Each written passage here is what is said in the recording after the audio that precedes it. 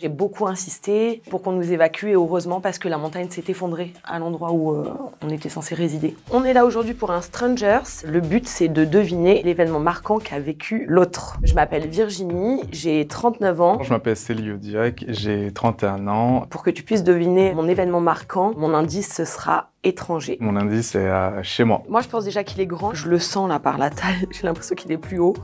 C'est une femme bien sûr, mais assez grande aussi. Et quelqu'un d'assez ouvert, qui a la joie, quoi. Je sais pas, elle dégage quelque chose de cool. Ça va être marrant. Ouh. Oh punaise! Eh ben tu vois, je me suis pas trompée. Bon bah enchantée. Étranger, t'étais en voyage? Ouais. Est-ce que c'était récent? Non, c'est vieux. C'était en France? Non, étranger. Du coup, quel pays? Au Guatemala. T'as connu un volcan? Une éruption? Alors oui, il y en a régulièrement, mais c'est pas ça mon événement marquant. On donne un prénom à ça. Un cyclone, un truc comme ça? Yes! Un ouragan. T'as connu ça? J'ai connu ça au Guatemala, un des ouragans les plus meurtriers quand même, parce qu'il y a eu 8000 morts suite à cet ouragan. C'est l'ouragan Katrina. Ça faisait 2 mois et demi que j'étais au Guatemala et en fait, j'étais partie auprès du lac Atitlán, en fait, c'est là où il y a les volcans. On pouvait pas nous évacuer, puis moi j'ai beaucoup insisté pour qu'on nous évacue et heureusement parce que la montagne s'est effondrée à l'endroit où on était censé résider. Et après, en fait, on a réussi à prendre un bus pour rentrer chez moi, il y avait 2 heures de bus. Le chauffeur, il doublait tout le monde à gauche, il klaxonnait et tout, et heureusement parce que quand on est arrivé derrière nous, la route s'est effondrée. Wow. Comme j'avais travaillé dans le médical, ils m'ont fait partir comme médecin, en fait. En gros, ils m'ont mis un stéthoscope et ils m'ont dit faut aller aider les gens. On a pu s'impliquer dans des associations pour aider les gens qui avaient tout perdu, quoi. Il y a carrément des villages qui étaient complètement coupés, en fait. Et eux, déjà qu'ils étaient très pauvres, ils ont rien, ils dorment à même la terre battue, quoi. Déjà, tu n'as pas d'eau potable au lavabo. Et après, ça veut dire que tu n'as plus d'eau du tout. Et là, pendant l'ouragan, on n'a pas eu d'eau pendant pratiquement 2-3 semaines. Donc, on récupérait l'eau de pluie et on s'est lavé comme ça, quoi. Moi, je trouve ça, c'est grandiose quand même. Il y a des populations comme ça qui souffrent et qui ne sont pas forcément vues et je trouve ça glorieux de pouvoir aider, quoi. Puis ça m'a permis de rencontrer des gens exceptionnels, quoi. Puisque là-bas, c'est une population indigène, c'est des Mayas. Et ça m'a permis de rentrer vraiment en contact avec eux. On les a vraiment aidés. C'est des gens avec qui je suis toujours en contact 20 ans après, quoi. Donc toi, tu me dis que c'est chez toi. Est-ce que c'est une catastrophe naturelle? C'est une catastrophe naturelle. Alors moi, je pense à 2 choses. Soit un problème avec du monoxyde de carbone, soit un feu, un incendie. Non, je cherche Non. encore. Si c'était chez toi, c'était vraiment chez toi? Ouais, c'était chez moi.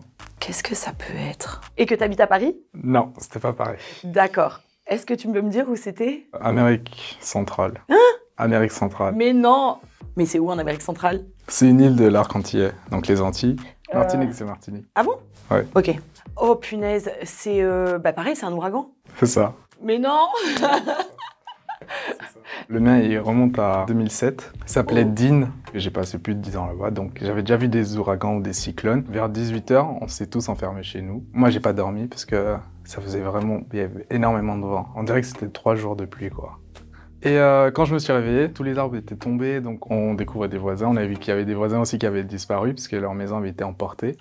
On pouvait pas vraiment bouger de notre maison parce qu'il y avait tous les arbres qui étaient tombés, donc les voitures ne pouvaient pas passer. Comme on est resté sans eau pendant, je pense, plus d'1 mois, on n'a plus d'électricité pendant, je sais pas, 2 semaines, je crois. Et voilà, on n'avait pas de nouvelles de nos familles parce qu'il n'y avait pas de réseau téléphonique, tout était tombé. Enfin, j'avais l'impression d'être au bout du monde, alors que bon, il y avait tout, quoi. Mais, Pendant cet ouragan, il y a eu... Là, par contre, il y a eu des morts. ouais, il y a eu des morts. En fait, on a la chance en Martinique de pouvoir créer de manière anticyclonique. Du coup, il y a des maisons qui sont protégées, comme la mienne.